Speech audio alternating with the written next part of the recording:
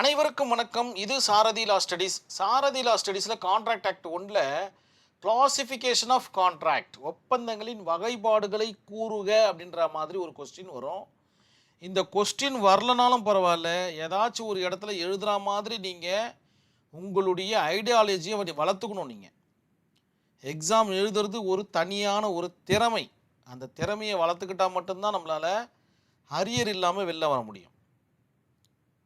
அதன் அடிப்படையில் இந்த கான்செப்டை எங்கே புகுத்தி எழுதலான்றதை நீங்கள் அசியூம் பண்ணிக்கணும். கிளாசிஃபிகேஷன் ஆஃப் கான்ட்ராக்ட் எந்த இடத்துல வேணாலும் புகுத்தி எழுதலாம். சொல்கிறேன் பாருங்கள். ஆன் தி பேஸ் ஆஃப் என்ஃபோர்சிபிலிட்டி, அதாவது செல்லுபடி ஆகும் தன்மையை அடிப்படையாக கொண்டு.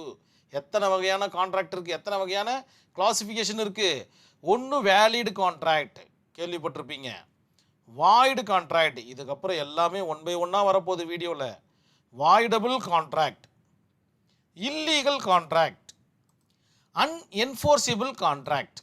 ஸோ இதெல்லாம் பார்த்தீங்கன்னா செல்லுபடி ஆகக்கூடிய தன்மை, செல்லுமா செல்லாதா, ஒர்க் அவுட் ஆகுமா ஆகாதா. ஸோ இந்த மாதிரியான கான்செப்டில் சொல்லக்கூடிய கிளாசிஃபிகேஷன் ஆஃப் கான்ட்ராக்ட். அடுத்தது on the basis of formation, ஒரு ஃபார்மேஷன் கான்ட்ராக்ட் உருவாகக்கூடிய தன்மையை பொறுத்து, ஒப்பந்தம் உருவாகும் அடிப்படையை பொறுத்து express contract first one. Second one பார்த்தீங்கன்னா இம்ப்ளைடு கான்ட்ராக்ட். தேர்ட் ஒன் பார்த்தீங்கன்னா குவாசி கான்ட்ராக்ட். இந்த 3 விஷயம் இருக்குது. இப்போதைக்கு இருக்குதுன்னு மட்டும் தெரிஞ்சுக்கிங்க. இன்னும் சில தினங்களுக்குள்ளே பார்த்தீங்கன்னா இதெல்லாம் என்னன்றதை மிக தெளிவாக சொல்லிடுறேன்.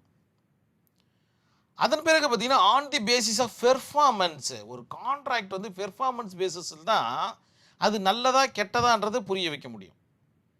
செயல்படுத்தும் தன்மையை அடிப்படையாக கொண்டு எக்ஸிக்யூட்டிவ் கான்ட்ராக்ட்னு ஒரு கான்செப்ட் இருக்குது, எக்ஸிக்யூட்டரி கான்ட்ராக்ட் இருக்குது, யூனிலேட்டரல் அண்ட் பைலேட்டரல், இந்த 2 டைப்பும் இருக்குது.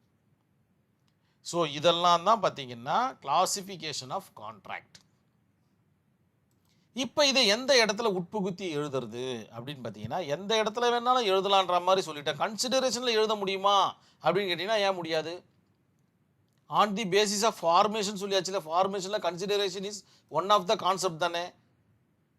ஆன் தி பேசிஸ் ஆஃப் பெர்ஃபார்மன்ஸில் கன்சிடரேஷன் வரக்கூடாதா? இல்லை வேலிடு கான்ட்ராக்ட் வரக்கூடாதா? இல்லை இல்லீகல் கான்ட்ராக்ட் வரக்கூடாதா? எந்த இடத்துல வேணாலும் உட்புகுத்தி எழுதலாம். இந்த ஒரு 3 கான்செப்டையும் ரொம்ப ரொம்ப முக்கியமானது, நோட் பண்ணி வச்சுக்கிங்க, நல்ல மனப்பாடம் பண்ணி வச்சுக்கிங்க. அதன் பிறகு தான் நம்ம வேலிடா இல்லை வாய்டா, வாய்டபுளா, இல்லீகலா, அன்என்ஃபோர்சிபிளான்றதை பார்க்க போகிறோம். அதன் பிறகு தான் எக்ஸ்பிரஸா, இம்ப்ளைடா, குவாசியான்றதை பார்க்க போகிறோம். அதன் பிறகு தான் எக்ஸிக்யூட்டிவா, யூனிலேட்டரலா, பைலேட்டரலான்றதை பார்க்க போகிறோம். ஸோ இதெல்லாம் தெரிஞ்சால் மட்டும்தான் உங்களால் கான்ட்ராக்ட் ஆக்டை மிக தெளிவாக அணுக முடியும். கண்டிப்பாக நீங்கள் தெளிவாக அணுகுவீங்கன்ற நம்பிக்கையோட இந்த வீடியோவை நான் கம்ப்ளீட் பண்ணிக்கிறேன். நன்றி, வணக்கம்.